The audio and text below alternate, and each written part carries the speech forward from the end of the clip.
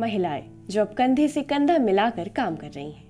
और इसकी एक मिसाल है कश्मीर की सानिया जहरा, जिनकी कहानी आज हम आपको बताने जा रहे हैं। आदाब, आप देख रहे हैं आवाज़ वॉइस और मैं हूँ आपके साथ अमीना माजिद। बाधाओं को तोड़कर और बिजनेस में अपना रास्ता बनाते हुए कश्मीरी महिलाएं आगे बढ़ रही हैं, जिसकी एक नई मिसाल है बलहामा की 20 वर्षीय निवासी सानिया जहरा, जो मधुमक्खी पालन में चैंपियन है।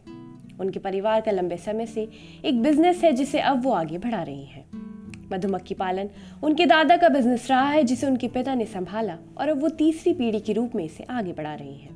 शुरुआत में वो अपने पिता की मदद करती थी, लेकिन उन्होंने कभी नहीं सोचा था कि इसमें उनकी दिलचस्पी बढ़ जाएगी और आज वो सब कुछ खुद ही संभालती हैं।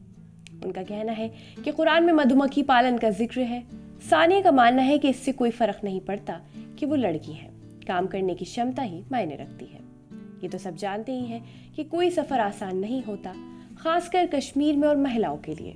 शुरुआत में उन्हें भी बहुत ट्रोल किया गया, यहाँ तक कि करीबी रिश्तेदारों ने भी, लेकिन उन्होंने कभी हिम्मत नहीं हारी और हमेशा अपने काम पर ध्यान दिया।